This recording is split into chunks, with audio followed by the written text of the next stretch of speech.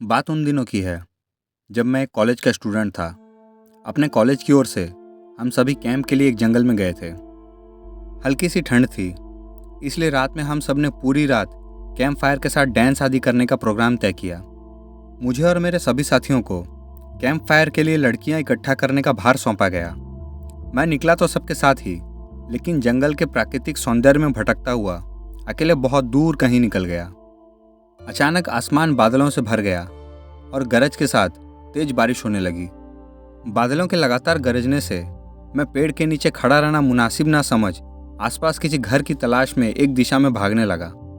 मुझे कुछ ही दूरी पर एक लाल ईंटों से बनी शानदार बिल्डिंग नजर आई। बिल्डिंग रोशनी से पूरी तरह नहाई हुई थी और उसमें ढेर सारे लोग हैं, ऐसा दूर से ही लग रहा था। मैं तेजी से भागते हुए उस बिल्डिंग में जा घुसा और सामने से आती हुई एक खूबसूरत नर्स से टकराते टकराते बचा। नर्स ने मुझे घूर कर देखते हुए कहा, बहुत अधिक भीग गए हो, सर्दी लग जाएगी। उधर बाईं ओर एक स्टोर रूम है, वहाँ जाकर जो भी मिले उससे कहना कि सिस्टर जूलिया ने सूखे और साफ कपड़े मुझे देने को कहा है, वह तुम्हें दे देगा। मैं हक्का बक्का मुंह फाड़े सिस्टर जूलिया को देखता रहा। मुझे एकदम से यह समझ नहीं आ रहा था कि मैं क्या करूं। मेरी स्थिति देखकर सिस्टर जूलिया खिलखिलाकर हंसने लगी और बोली, पहले तो तुम अपना मुंह बंद करो, वरना मुंह में मच्छर घुस जाएगा, और अब जाकर वैसा ही करो जैसा मैंने करने को कहा है। मैं हल्के से हाँ में सर हिलाकर सिस्टर की बताई दिशा में जाने को मुड़ गया। अभी 10 कदम ही चलाऊंगा कि मेरे कंधे पर किसी ने हाथ रखा। मैं चौंक कर पीछे मुड़ा और मेरे सामने आर्मी की वर्दी में एक युवक खड़ा मुस्कुरा रहा था।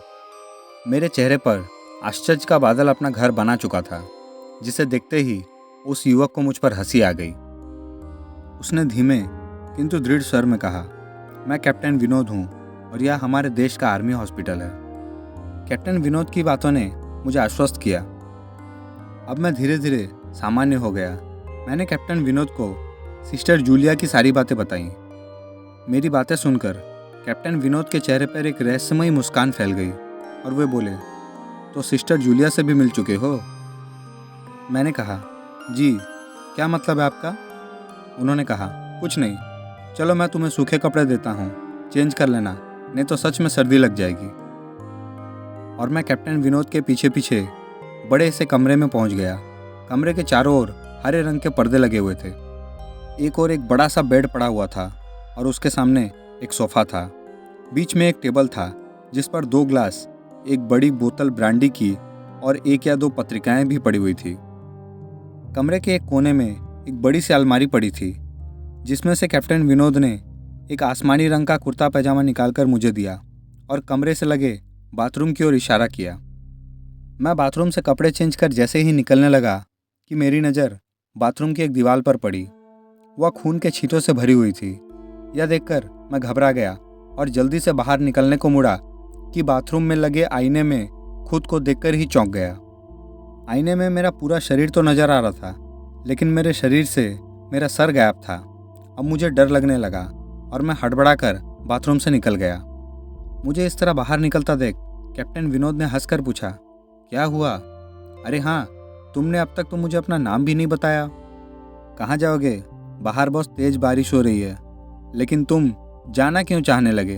अचानक मैं समझ नहीं पा रहा हूँ। कैप्टन विनोद, आपकी बाथरूम की एक दीवार पूरी खून के छींटों से भरी हुई है और आपके बाथरूम में लगा आईना भी कुछ अजीब सा है।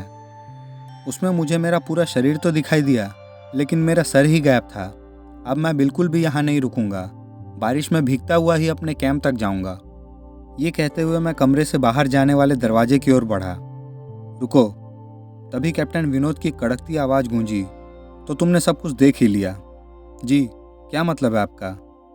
मेरी आवाज़ में डर भर गया था। मतलब चाहे जो हो, तुम तब तक यहाँ से नहीं जा सकते जब तक मैं तुम्हें कुछ बता ना दूँ। क्या बताना चाहते हैं आप? जो आज तक कोई नहीं जान सका। जो आज तक कोई नहीं जान सका, वह मैं जानकर क्या करूँगा? प्लीज़ अब मुझे जाने दो। मैं डर से रुआंसा हो गया। नहीं, बिल्कुल भी नहीं, और तुम्हें मुझसे डरने की कोई ज़रूरत नहीं है। सैनिक सबकी रक्षा के लिए होते हैं। मैं भी तुम्हारी रक्षा कर रहा हूँ। कैप्टन विनोद के स्वर में कोमलता थी। आओ मेरे साथ, इस सोफे पर बैठ जाओ। मैं तुम्हें एक कहानी सुनाता हूँ। कहानी खत्म होते ही मैं तुम्हें तुम्हारे कैंप तक जीप से छोड़ कर आऊँगा। वैसे भी तुम अपने साथियों से काफ़ी आगे निकल गए हो। वहाँ तक तुम अब चलते हुए शायद पहुँच भी ना पाओ। कैप्टन विनोद के स्वर में जाने कैसी आश्वस्ति थी। मैं उनके बगल में जाकर बैठ गया।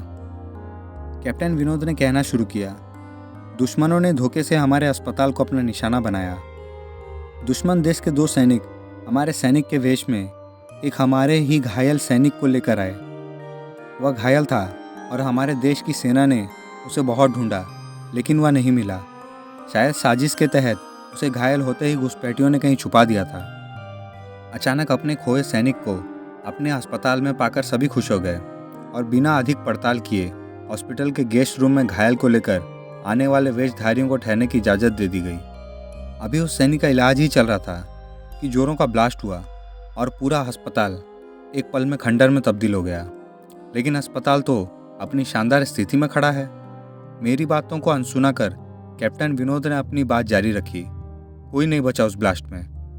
दीवार पर पड़े खून के छींटे भी उसी ब्लास्ट में मारे गए अस्पताल के कर्मचारियों के हैं। हाँ, पर यह अस्पताल मुझे तो अब खंडर नहीं दिखता। जवाब में कैप्टन विनोद के चेहरे पर एक रहस्य भरी मुस्कान फैल गई और उनका चेहरा अजीब भाव से भर गया। मैं उनके चेहरे को देखकर अंदर से दहल गया। फिर भी मैंने हिम्मत कर पूछा, आप उस ब्लास्ट में बच कैसे गए? यह सुनते ही कैप्टन विनोद ठहाका लगाकर हंसने लगे और मुझ पर एक भरपूर नज़र डालते हुए कहा, यह कहानी आज से मात्र 10 वर्ष पहले की है और मैं तो आज से 50 वर्ष पहले ही मर चुका हूँ। इसके आगे उन्होंने क्या कहा मुझे कुछ नहीं मालूम। चेहरे पर गीलेपन का एहसास जब काफ़ी हुआ तो मैं जैसे नींद से जागा। मुझे घेरे हुए मेरे सभी सहपाठी और टीचर खड़े थे। मेरे आँख खोलते ही मेरे सर ने कहा, थैंक गॉड तुम होश में आ गए। तो क्या मैं बेहोश था? हाँ, तुम जंगल में न जाने कहाँ भटक गए थे। जब सभी लोग लौट आए और तुम नहीं आए तो हम सभी मिलकर तुम्हें ढूंढने निकले। काफ़ी दूर जाने के बाद हमने एक जीप आती दिखाई दी जिसमें एक आर्मी मैन तुम्हें पीछे की सीट पर सुलाए हुए हमारे कैंप को ढूंढते हुए आ रहा था। उसने हम सबको भी अपनी जीप पर बिठाया और कैंप तक छोड़ा। हमने उसे रोकने की काफ़ी कोशिश की, लेकिन वह यह कहते हुए चला गया कि उसे कुछ बहुत ज़रूरी काम है। जब हमने तुम्हारे बेहोश हो जाने और उन तक तुम्हारे पहुंचने के बारे में पूछा तो उसने कहा, सोमेश ही बताएगा और जो भी बताएगा वह सच ही होगा। सबकी उत्सुक निगाहें अपनी ओर लगी देख मैंने धीमे स्वर में पूछा, क्या उनका नाम कैप्टन विनोद था? सर ने हाँ कहा। मैंने सबको उधर चलने को कहा जिधर से सबने जीप आती देखी थी। पहले तो सर तैयार नहीं हुए, लेकिन मेरे बहुत कहने पर वे राजी हो गए। सुबह होते ही हम उधर की ओर गए। मैं उस जगह पर पहुंचकर गहरे आश्चर्य में डूब गया। वहाँ एक अधजला खंडर था जिसके एक टूटे पत्थर पर लिखा था आर्मी हॉस्पिटल। दोस्तों, अगर यह कहानी पसंद आए तो चैनल को लाइक, शेयर, सब्सक्राइब जरूर करें। साथ ही साथ बेल आइकन को भी दबा लें।